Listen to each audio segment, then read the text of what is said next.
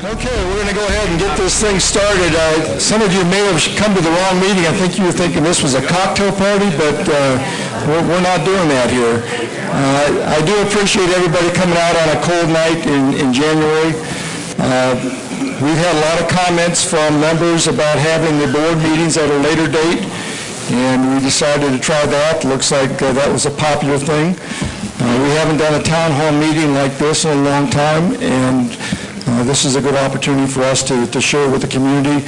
And I'm guessing we have about 100 people here in this room, and I appreciate everybody coming out. What we're going to try and do is we're going to allocate 90 minutes today to go through this town hall meeting. I think 90 minutes is plenty, but as we get to the 90 minutes, we're going to say one last question, and once that question's answered, we're going to try and adjourn right around 90 minutes. Some of you have already filled out cards with your questions. Some people submitted cards to the board through the PPOA website. We appreciate that. We will try to get to as many questions as we can. Whatever questions that we don't get to, we will try and address at some point down the road. We will provide a report on everything that's discussed tonight, so we will put it out on the PPOA website, so those who could not come tonight will be able to hear what was said. And we're going to do the best we can of answering your questions. You may ask a question, we don't have answers to it, we'll tell you that.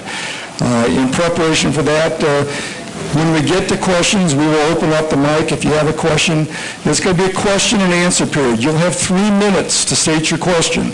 All right? After 3 minutes, there's going to be a gong. And we're going to get the hook and we're going to hook you. All right? So we want to get as many questions answered as we can. And if you just kind of work with us in that, we may not get to every question tonight. If not, we will have another town hall meeting coming up shortly. In order to start tonight, I'm going to show a brief presentation. Some of the questions that we get are about how does this place work? What are the finances like? Where does the money come from? Where does the money go? So I'm going to show a brief presentation. It'll take about 10 minutes. We're looking at pecan plantation from a drone about 5,000 feet up, okay? So we're not going to try and get into all the weeds, but probably enough to put a few of you asleep. Hopefully your neighbor will wake you up. We're going to call this the cash management of pecan plantation. We have a system of management controls established in pecan plantation. We have a board of directors, the 9 people that are sitting up here that are all volunteers. I'm going to tell you, I was elected to the board 2 years ago. These are some very talented people who work a lot of hours to support this community. And there's one common thread that goes through every single member of this board. Whether we agree or disagree with things that are said or things that we're doing, every member of this board has one thing that they want, and that is to make this a better community for all the people, for the members who live out here, for the employees that work here, and it's been a pleasure to work with all of them this past year. We're very fortunate to have Michael. Michael's very knowledgeable about what goes on here. He's somebody that we use as a resource, and he helps us to get things done in this community. We couldn't survive without the volunteers that we have, and I want to thank all those people who volunteer. They're the ones that really drive what happens in pecan plantation. The accountability system, the first thing is budgeting. And how does the budget work? First of all, management proposes a budget. We usually do that at the end of the year. The finance committee reviews the budget. The board of directors approves the budget, and then it's published to the membership. The controller manages, inputs all the information, keeps track of it. Jonas is our automated accounting system. Jonas is just the system that we use for tracking all the expenses, receivables and payables. We do monthly financial reports that are published. Michael covered one of those tonight. The annual financial statement, and we're audited by outside auditors. So those are the accountability systems that we have set up. The Long-Range Planning Committee is responsible for planning, reviewing proposals, and prioritizes projects. As people come and say, well, we would like to do this, or we would like to do that, long-range planning takes a look at those proposals. They begin to look at prioritizing it. Is this something we can do this year, next year, 2 years down the road? They track the development of proposed projects, so as projects go through committees, long-range planning tracks it, and when they think it's ready to be approved, then they will set up an approval and recommend to the board. The Finance Committee reviews all capital expenditure requests. So if somebody wants to have a project, Finance Committee is going to take a look at it, going to determine how much it's going to cost. They're going to evaluate the process. They will look at requisitions, and they'll secure bids so they can make a decision in terms of whether or not we want to approve it or not. And then finally, once it's gone through long-range planning in the Finance Committee, it goes to the board, and we approve it. It doesn't go backwards. The board doesn't say, let's do this and spend the money and then go to finance and long-range planning. It starts with the committees, it goes to long-range planning and finance. Once all that work is done, then it goes to the board of directors for approval on all capital expenditures. So these are our revenues. We get cash from a lot of different sources. We get member assessments that you pay every month. We get capital reserves for the repair and replace existing assets. We have the road and drainage fund. We have initiation fees when new members move to Pecan Plantation. We get revenue from food and beverage, the pro shop, marina, the inn, communications, advertising, stables, campground. We get revenue from vehicles, from fines, from road user fees, and for building and renovation permits for people that want to make changes to their home. We have 3,000 members. I think actually we said tonight there are 3,008 members. Every month when you get your statement, this is what you pay. You pay $90.75 into the general account, $8 into the capital reserve account, $19 in the roads and drainage, for a total of $117.75. This does not include trash. It does not include, there's one other, EMS is not including that. I don't know where you can live with all the amenities that we have here for $117 a month. It's a pretty good deal. If you look at on a monthly basis, you can see what we collect each month for each of those funds. And you can also see what we collect for a year for each of those funds. This is what we use to operate. There's basically 3 buckets of money. And the 3 buckets are the general operating fund, the $90, the capital reserve fund, the $8, and roads and drainage, which is $19.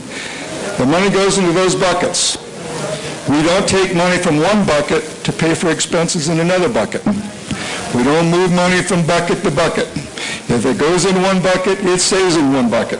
All right? We get questions all the time. Well, we have extra money left over in the roads and drainage. Why don't we build something with the excess money? We leave that money there until it's needed. So the money goes into the funds, and there it stays. This is a big operation. Annually, we have about $6,500,000 in operations. That's assessments and operating. $288,000 in capital replace and reserve fund. $684,000 in the roads and drainage fund. The end of 2016, and Michael just went over the numbers. Our general operating fund was $832,000. Our capital reserve fund was $1,007,000. Roads and drainage, $774,000. In talking to previous board members, I've heard lots of horror stories of times not too long ago when at the end of the year, these numbers didn't exist and they were zeros. We had no money to pay for roads, no money to have new assets.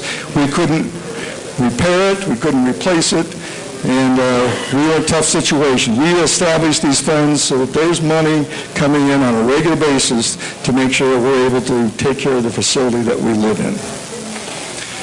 So the total fixed monthly assessments are $272,000, capital reserve $24,000, roads and drainage $87,000. So revenues versus expenses. This is the total operations revenue, food and beverage, $1.3 million. I'm not going to read them all. You can see them. The biggest ones are food and beverage and golf. But the total operations revenue is $3,379,000. That's the money that's coming in. Operation expenses, that's the business office, that's the payroll, the people that work here. food and beverage, gym, golf, marina, roads and grounds. We have payroll, we have maintenance, and that's what we expense every year. And these are our operational expenses. This is an expensive place to operate. There are a lot of moving pieces. You can see food and beverage is $1.4 million, and the total expenses for the year is $6,566,000. So when we look at this place, there's a lot of things that are happening. The good news is we have a lot of expenses, but we have a lot of revenue to take care of it. Our revenues from operations are $3,379,000. Our operations expenses are $6,500,000. The gross cost to operate this facility is $3,186,000.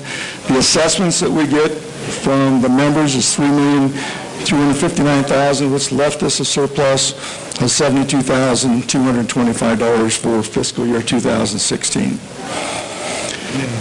When we look at assets, you are all sitting on one.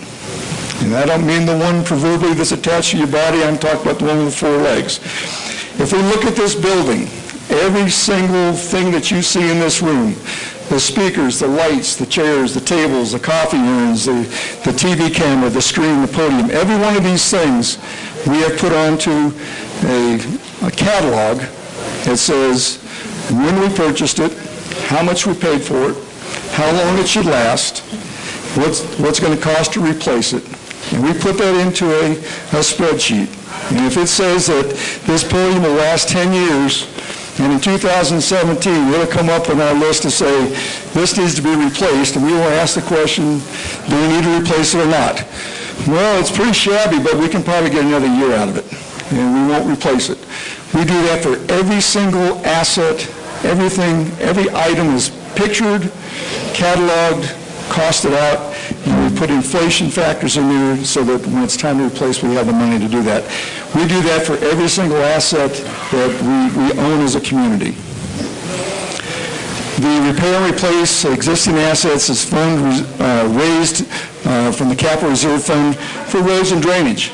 If we didn't have that fund, we would have to take the money out of our capital operating fund to take care of the roads.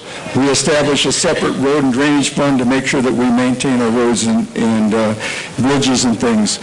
We have new structures, assets, and amenities. These are funded by members through their assessment increases. Require membership approval. If we want to build a new amenity, if it's over $50,000, it goes to a vote by the community. We established a fund that once we had 3,000 members, their new initiation fees and transfer fees go into a new amenity fund. And that was, we are now at 3,008 members. So as they pay their initiation fees, that money will go into a new amenity fund. So as down the road, if we want to buy something new, we've got the money to pay for it. So these are the beginning cash balances at the beginning of 2000. Capital reserves of $1.7 million, roads and drainage 707, fund deposits, ending cash balance. You can see we are in a very liquid position with all of our funds, and that's due to the work that's done by the committees, done by the board members, done by Michael and his staff to make sure that we are taking care of things.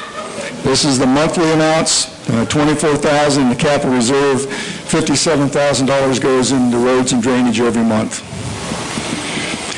So our total assets in 2015 were $17 million, 2016 $19,727,000. Total liabilities in 2015 is $1.5 million, 2016 $1.3 million. Member equity went from $15 million to $18 million. The things that we have done to take care of pecan plantation have increased the equity that we all have in this facility that we live in. And I think that's a real healthy place for us to be. This is a community that has something for everybody. Nobody here probably uses all of these amenities, but almost everybody uses some of these amenities, and I think it's because of the way that this community has been set up that we're able to maintain and keep what we have. This was a presentation. And at this point, we're going to go ahead and open up for questions. We're going to go through some of the ones that have already been submitted to us, and then we will have people come up and ask your questions. One of the questions that was sent to us is, I have AT&T and I don't have cell phone coverage. What are you doing about it? If you have AT&T, there's an application called Mark My Spot. Download it, and when your call gets dropped from AT&T, you open that app, you tell them where you're at, and it will track the activity in pecan plantation, will help AT&T determine where they have blockages. We're working with AT&T. They're negotiating about putting a new cell tower up. I don't know if that's going to happen this year, next year, or sometime in the future, but it is something that's being looked at. Somebody asked the question, I take a class at the PAC and they charge $10 to take the class. Does the instructor get all that money? The answer is no. The instructor gets 80%, 20% goes to pecan plantation to take care of the people that work in the facilities, electricity, maintenance of the facility.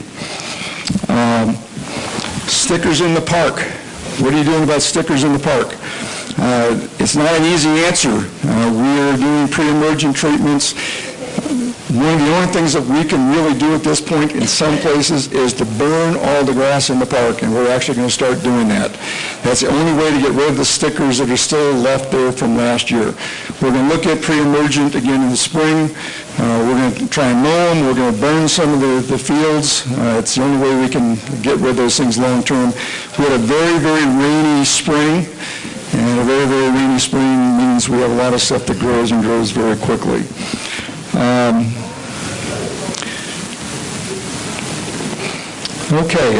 A question about deer management. We have a goal of about 400 deer this year. We've taken out about 54.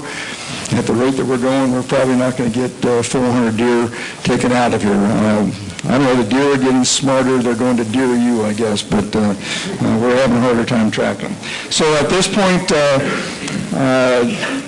I'll turn it over to any of my board members that have questions. Yeah, I'll kick this off. I've got a question from Darlene Smythe. She asked what the timeline is for the repair of the stairs and the HVAC at the 19th hole. Darlene, as we speak, the air conditioning units, the units have been installed. I think currently they're waiting just for the completion of the insulation, and as soon as the weather clears, the contractor who's located in Grapevine will be here, so that work is going to be completed very quickly. In regard to the stairs, the contractor, these are the concrete stairs leading from the pro shop in the 19th hole on the outside up to the parking area. Those are going to be, they do not comply with code right now, so those are going to be, and that's been already approved in the budget. The project has been already approved, isn't that right, Tom? Yeah. Yes, that's correct. So what the contractor has been put on notice. He's been promising to get here since Thanksgiving, and he's claiming a lot of his crew is still in Mexico with their annual leave. But he's been put on notice to get here by next Thursday at the latest, or they'll seek alternative means of getting that work done. And he has promised he will be here by next Thursday. And he may not be able to pour concrete right away, but at least he can start with some of the demolition work needed to. So there will be progress started, hopefully, by next Thursday. I have another question from. Pardon me if I can't read the last name. Is it Gary Pikehart? Gary Pikehart, yeah. Pikehart. He noted that the Road and Drainage Fund for this year started at $774,286, and by the end of the year will be $279,652, which is a reduction of 64%, and he's asking why. It's due principally to we have engineering estimates for two major projects. One is the Westover bypass drainage, which has been estimated around $200,000. That's to get water. It's to get drainage to the river on Westover because there's a lot of flooding conditions that occur. So that's one project, and then the front entrance road. That's been on the planning stage for quite a while. That is to repair the condition of that road as you come in off of Fall Creek Highway, and all the way to the entrance gate. And they're planning also widening the road as you near the entrance gate to, I believe, 2 lanes for members to expedite the long lines that occur. And that project is $600,000, and that's a big hit. And the Infrastructure Committee is kind of just looking for some possibilities, some maybe alternatives of reducing that cost. So that's, I won't say it's on hold, but they're still evaluating it. There's also, we recently had the LIDAR flyover, that project. I think that was referred to earlier. I think there's still a partial payment for that. That's correct. Is that correct, Michael? That expenditure was approved for $110,000, and so the sum of all those major projects is the principal reason why the Road and Drainage Fund will be. Dan, isn't it also correct that the estimates that came in on the road project, the front entrance was way over what we anticipated? Yes. Yeah, I forget what the estimated was. I think it was like 400,000 or something. So there's a lot of questions on that project. Yeah, and I don't think there's a minimum for that like there is in the capital asset fund. Is that correct? There's no bottom. There's like holding it at 500,000 or something. No, I don't think so. Yeah. Does that answer the question? The questions? Okay. Okay, another question that was asked was with Obamacare, we have to pay for health insurance for our employees, or we have to pay a penalty. And the question was, what did we decide to do? We found out it was cheaper to pay the penalty than to actually purchase the insurance, so that's what we're doing. If we were to purchase the insurance, it would cost us considerably more than it costs us to pay the penalty. So that was a decision that was made. Well, isn't there also a benefit to the employees with a subsidy, too, that they wouldn't be able to be received? That's correct.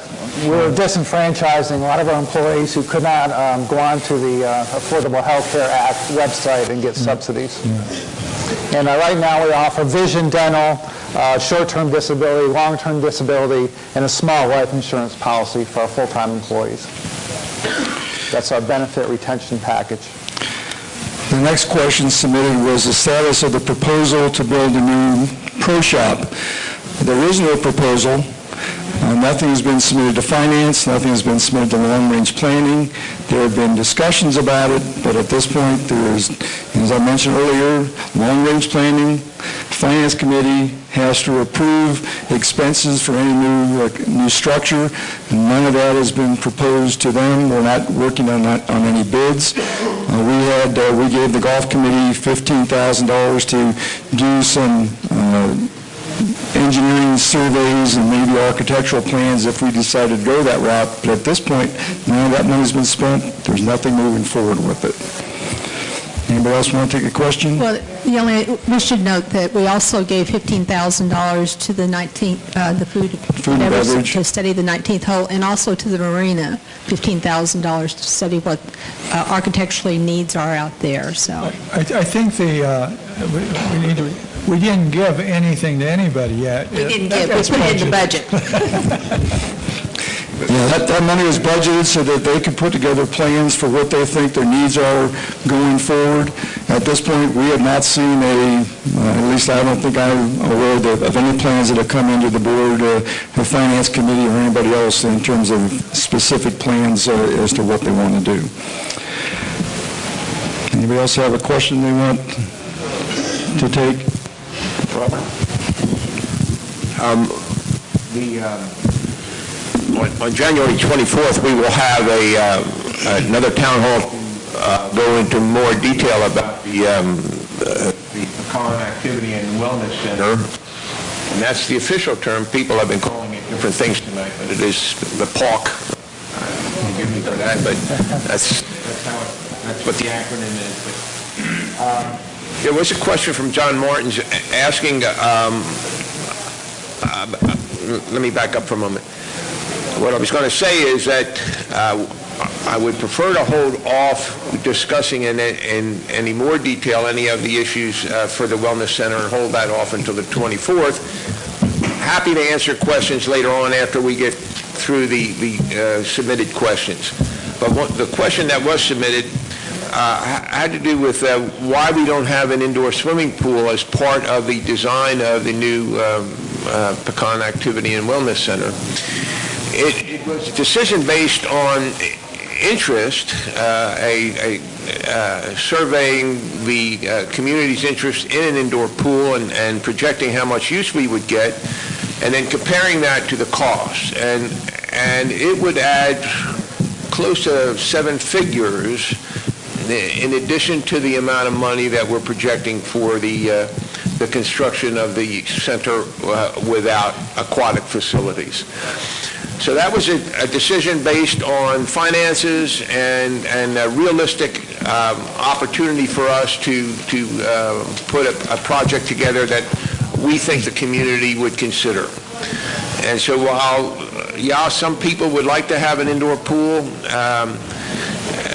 we just could not include it in this proposal that we're considering this time around. Okay, another question was asked about why don't we fix the gazebo down here? The long and short is, before we could do anything in terms of fixing up the gazebo that sits in a beautiful location in the back of the property, is we don't know that it is a sound structure. In order to move forward with doing anything, the first thing we would have to do would be an engineering report to see if that is even feasible to be repaired. If we were to repair it, would it be safe to use? The second thing is there is no heating or air conditioning at that facility. In order to put heating and air conditioning, we'd have to replace all the windows, the walls, blow-in insulation, add heating and air conditioning. The windows alone is a huge expense. The third thing is we have to put a new ramp down there that meets the standards for entrance into a building like that. We don't know. We have not put it out for bid, but we're looking at probably $50,000 to $75,000 to redo that gazebo. It's something that we're going to continue to look at. It's not in the cards for any time this year, but something that it's a nice facility. If we could figure out a way to do it and make it reasonable. It's a difficult facility to serve out of. There's no water. There's electricity, but the electric would have to be updated. There's no water service down there, so in terms of serving, we'd have to put refrigeration, coolers, all those kind of things. It's a big project, something that we may want to look at down the road. The question is that there's a golf cart fee increase for Pecan for $5. Nothing has been submitted to the board for approving an increase in the cart fee. It's being looked at. It's simply a matter of generating revenue for the golf course. Nothing has been presented to the board, so at this point I can't comment other than that's something that's been looked at. Question. Is Bobby here? Yeah, Bobby, would you just give us a rundown on how we compare with other clubs on that issue? I don't think you want to hear that.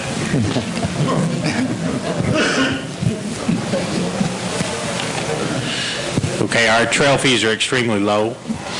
but they've always been low for this facility. Average facility, your Walnut Creek, your CCA clubs, they're $125 a month. Our membership pays $25 a month. We do 40,000 rounds. We should do about $400,000 in cart revenue, and we do about 228. Okay, so yeah, we're on the bottom of the barrel. At the golf committee level, yes, it has been discussed about raising the fees, but it has not gone before the board at this point. So I don't know when that will go before the board about continually to raise the $5 increase, but at this moment, it hasn't been presented to y'all. So that's where we're at with that. But we're extremely low. Shady Oaks is like $225 a month, and they limit the number of carts. We have 810 golf carts paying us $25 a month at this point right now. I've got a friend in Colorado who pays $1,000 a year for the privilege of owning a golf cart, and then he pays $125 a month to use it. So, no, we don't live there.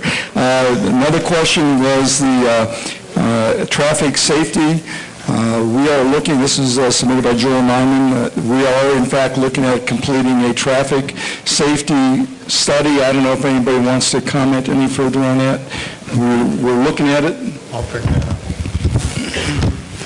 One of my duties on the board is to sit in the safety and security meetings, and Joel Nyman did bring up the issue of speeding.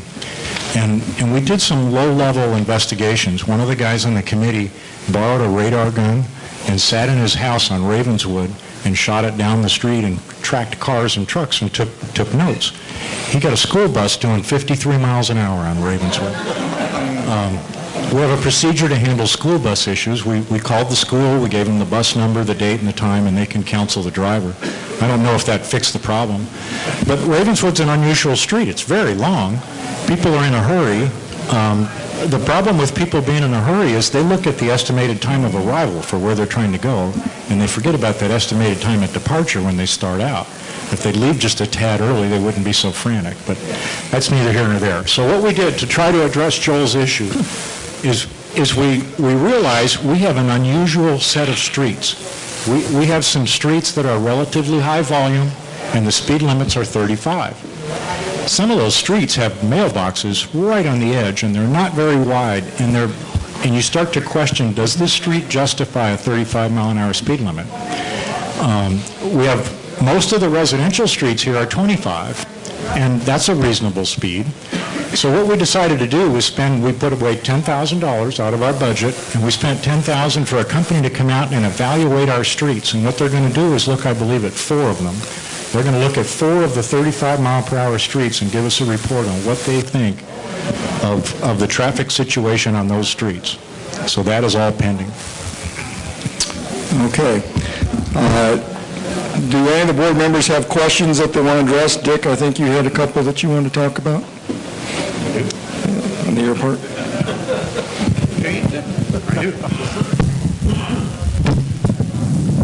All right, this is going to be relatively involved, I think.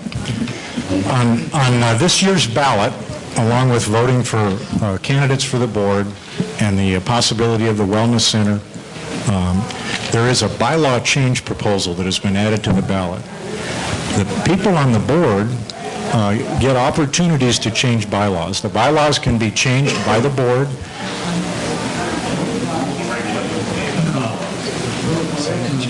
I said that wrong. I just got corrected. I'm sorry. I'll get there. Okay. Bylaws can't be changed by the board. If somebody wants to change a bylaw, they put a proposal together, and they submit it, and first it goes to the bylaw committee. The bylaw committee takes a look at it, and they send it up to the board, and they say, what do you think? The bylaw committee, in this case, rejected this proposal, gave it to the board looked at it, the board rejected it. And the person submitting this bylaw proposal has the option of going out and getting a petition together. And right now, our bylaws say that if you have 50 signatures on a petition, then your bylaw can go onto the ballot for the coming year.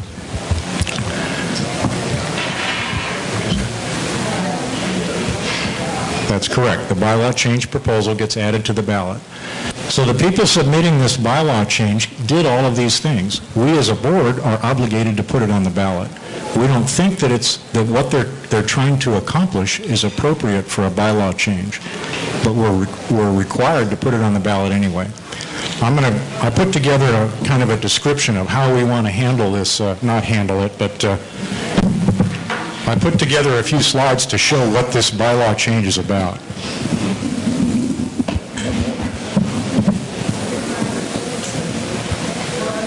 Okay, the whole thing started when the EAA, which is an experimental aircraft association, it's a group of people who live on the air park, they proposed that Plainview Park get renovated. And then as part of their renovation, they came up with the idea of building a building alongside Plainview Park that they could use for meetings. And I think the next slide says something else. They were going to construct it and then donate it to PPOA. The initial plan was that it would become a public building, that any member of PPOA could reserve the building, they could have a party there, they could do whatever. It would be an aviation-themed room, but it would be open to any member of the organization. Almost immediately, opposition formed. And most of the opposition was based upon safety. They're saying, we don't think it's a good idea to have a public building where people can reserve it, have a party, whatever they want to do there, right at the end of the runway. We don't think that's a good idea. So the opposition started forming right as soon as this was proposed. The latest attempt is this bylaw change proposal, so I'll talk a little bit about that. The petition seeks to restrict, or I'm sorry, it doesn't seek to restrict, it's going to create what is called a runway safety area. And the runway safety area is an FAA-defined term. In this case, it's being used a little bit differently, but the result is that the bylaw proposal wants to restrict common property that makes up the airport. And I'll read the first sentence of this proposal. It says, no permanent structure or building will be constructed, donated, replaced, maintained, repaired, or renovated on the airport common facility property. And the board and management of PPOA are charged with maintaining all of our amenities. What this bylaw proposal would do, if passed, is restrict the maintenance of the airport. So the bylaw proposal says they want to establish a runway safety area that is defined as all common property associated with the airport. So you walk out to the runway and you look around. The runway would be part of the runway safety area. The adjacent land, any direction you walk that is common property owned by PPOA would be this runway safety area. When you get to a private lot or a street, it would end. So that is what it's all about. It would include lights, the towers that hold the wind socks up for the pilots to determine which direction to land and take off, Plainview Park, bathrooms, utilities, everything. I read that first sentence. Okay, then there's a couple caveats at the end of this proposal that allow you to do things. And what it would allow PPOA to do is put up a temporary structure. One of the things that EAA does every year is they put on a fly-in, and they put up tents so that they can serve food, have activities, all this kind of stuff. And this bylaw proposal would allow that to happen as long as that temporary structure was 350 feet from the runway center line. Then there was another caveat put in here that permanent structures needed to be 400 feet. So if you're at all familiar with the air park, Plainview Park has a little building there that has bathrooms in it. It has also a closet that holds all of the, kind of a utility room, that holds all of the electrical controls for the runway lights. And this bylaw proposal, if passed, would prevent us from maintaining that building with the bathrooms in it and the utility system. If it all broke down, we would have to move it 400 feet from the runway center line. So runway safety area is an FAA-defined term. I went and looked it up. This is what I found. Here's a runway. This is looking down the runway, cross-section through the ground. These are shoulders on the side of the runway. The runway safety area is defined as left to right of a certain distance. In the documentation that the FAA puts out, they list all different kinds of airports, and the smallest runway that they address is a 60-foot wide runway with 10-foot shoulders. We don't even have that. We have a 50-foot wide runway with no shoulders. So that, you have to take all of this with the understanding that the FAA documents are based upon public use airports. We are a private airport. We can build an airport that doesn't conform to FAA rules, but it would probably be a good idea that if you were designing an airport from scratch, you might want to take into account some of their guidelines.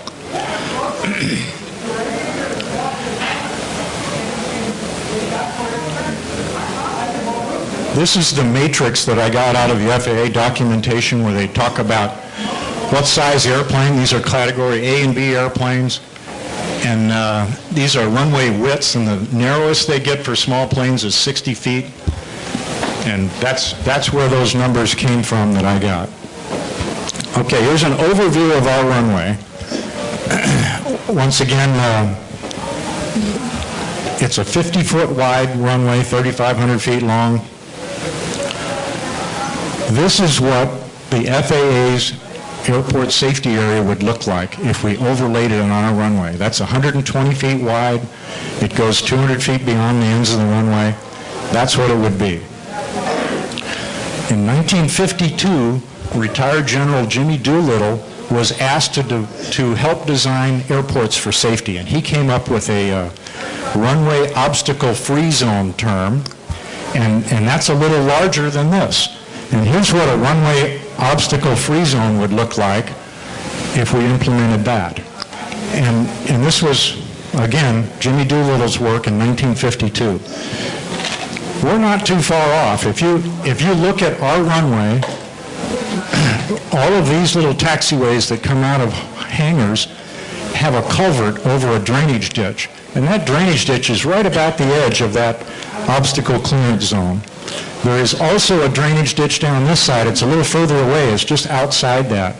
So if you're designing an airport, it's not a good idea to have a drainage ditch within this area, because you would like to try to contain any airplanes that leave the runway for whatever reason within some safe area.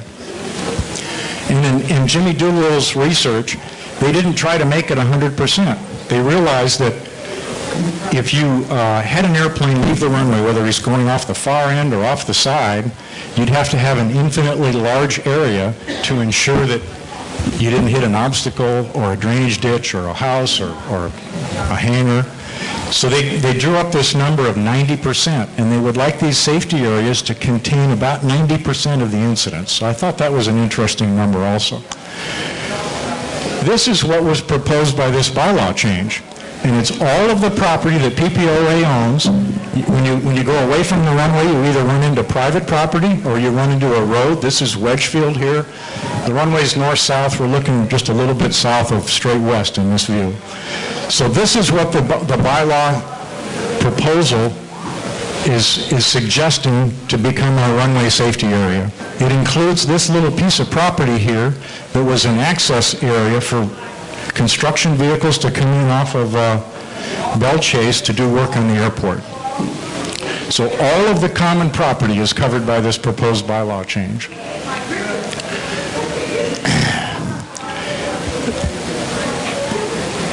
This is the rectangle when you do the 350-foot number for temporary structures.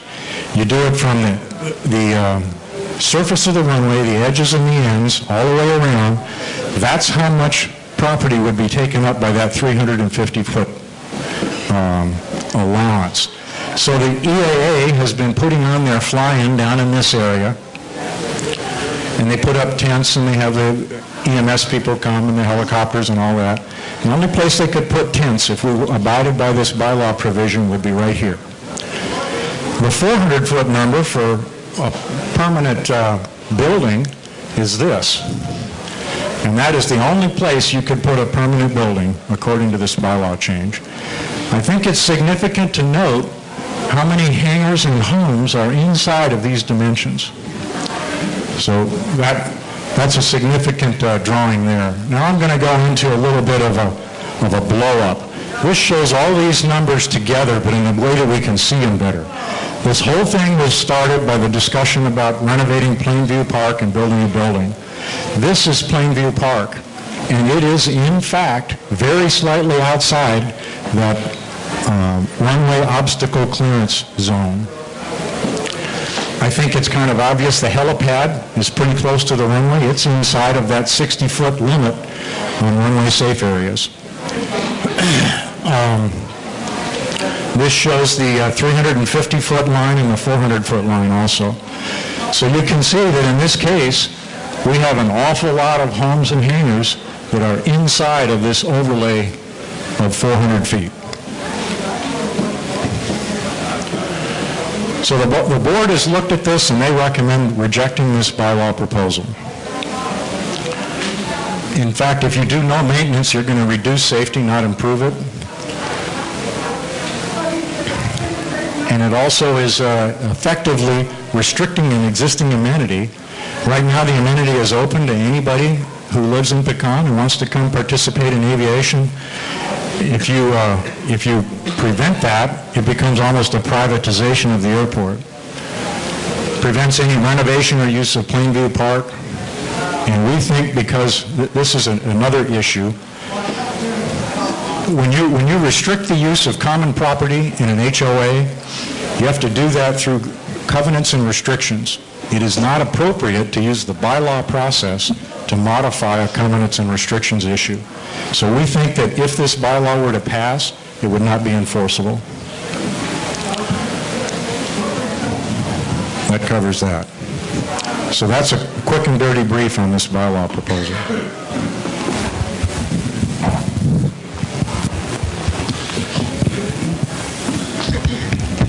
That's the only, I've got a few more questions. There was a question about the gate entry being slow and antiquated, and you can't get through on the phone, and we're in the process of getting bids to put in a new gate system that will allow you to bring guests in by your smartphone. You'll be able to set up a profile, so if you have family members that come in all the time, you only have to go in one time and update your profile and say, I want my kids to come in, or you don't want them to come in. You can exclude them too. You'll be able to do it by computer, by smartphone. You also have... My mic stop? Okay. Right now, how many of you call the security and get a busy number, or they put you on hold? With this new system, every call will go through. It will go into an answering machine, into an answering queue, and as soon as whoever's there gets off the phone, it'll say, you got 27 calls waiting, and they can go through and do what they do now, do manually input into the gate system. We think that it will help us to get people through quicker. Once the person comes in, if you use the online facility, once the person comes in, you'll get a phone call, email, or text saying your guest has arrived. It's time to get the dishes cleaned up. Okay? So that's something that we're working on. Ross, just a minute. Ty, what's the timeline on that? What's going to be the best fit for us? We've looked at two right now. So far, we got more to look at. A couple months. It'll take a little while to implement this and get it set up, but we're working on it. One last question I had, and then I'll open that up if people want to ask questions. Somebody asked about Children's Activity Committee. Why don't we have a Children's Activity Committee to look at things like playgrounds and play equipment? I think this thing is dying. We're going to talk to the Sports and Rec Committee about maybe adding an additional committee to look at our playgrounds, to look at additional equipment for kids. The equipment that we have has been there for a long time. Some of it isn't in compliance with safety. So we're going to take a look at that. We're going to form a Children's Activity Committee under the Sports and Rec. If anybody else has a question, you can come up and ask it. Again, we're going to hold you to the 3 minutes. Okay? Anybody have a question they want to come up?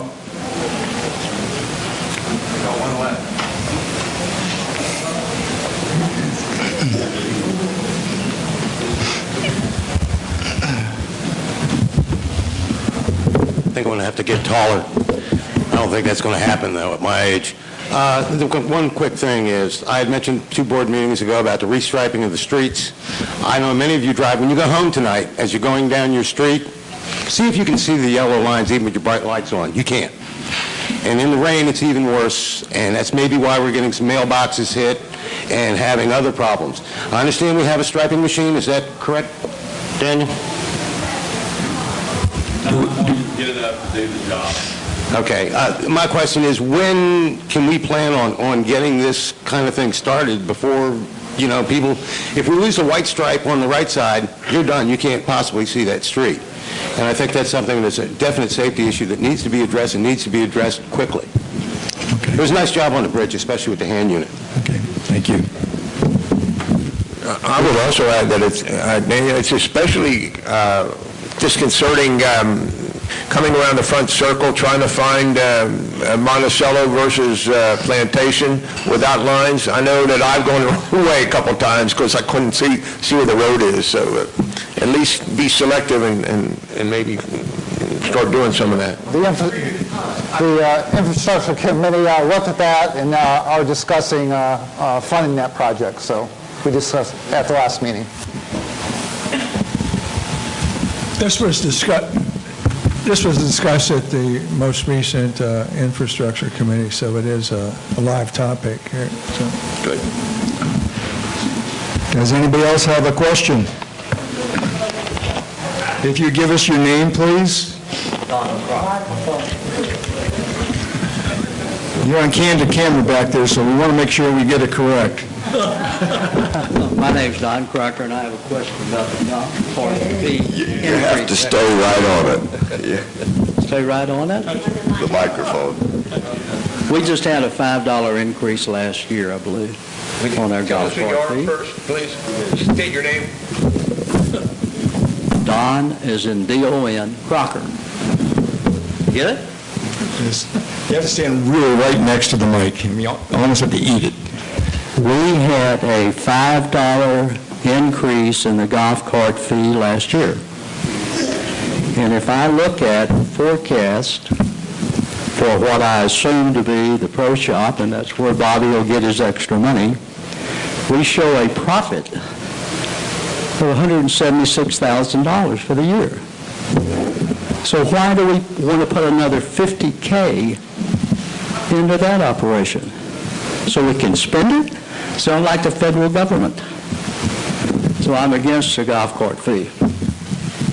Again, nothing has been submitted to the board. I know it's been discussed. Bobby's already talked about it. I don't know, Bobby, if you want to address that anymore or not.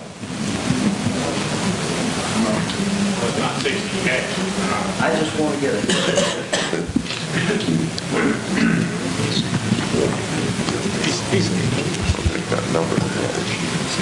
Yes, the pro shop operation does turn a profit. The golf course operation is a large expense. Okay, so you have an expense off the profit of the pro shop operation. So your golf operation still costs you over $400,000. Okay. You do pay dues, okay? But as golfers, we don't need to be the highest expense of the association.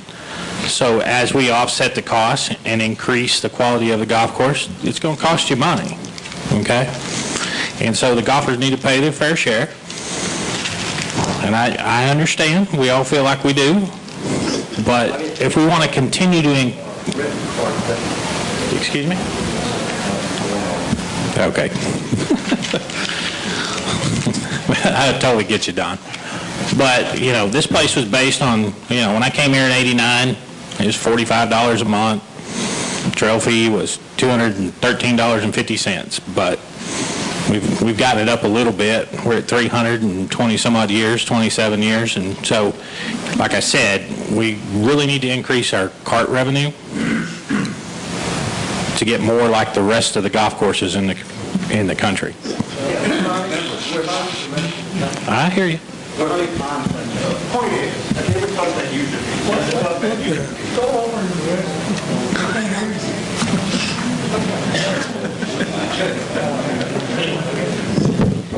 Everybody talks about user fees, and what we're trying to do with the fitness center is not charge any user fees, because that's not the way to do a shared amenity community, and I understand that. The golf operation is a necessity, otherwise Pecan Plantation really doesn't exist. The golf course was built before Pecan Plantation was built. And so technically, I look at the golf course cart fee, it's a revenue, it's a user fee. It technically is a user fee. So when you raised it, what, 2 years ago? Yes. All right, and if you raise it again, it really hits the two cart families. We have a lot of families in here that both husband and wife play golf, and they have a cart, both of them have a cart. They pay now $50 a month on top of their dues to use the golf course. All right, you can talk about it being cheaper. It's $125,000 at this club in Arizona, which probably also charges $30,000 to get into it, plus about $500 a month in fees. This is a shared amenity in here. We don't charge a fee for you for wearing out the tennis courts or using the electricity and the lights. It's the same thing. We all get something in here. And I think the cart fee right now is reasonable. Maybe it's something to look at later. And from my understanding, does it go into the general fund? Okay. Even that money is not going back to the golf course. They call it a golf cart fee, trail fee, but it goes into the general revenues. So, golfers are looking and say, well, geez, it's not going to fix the golf paths.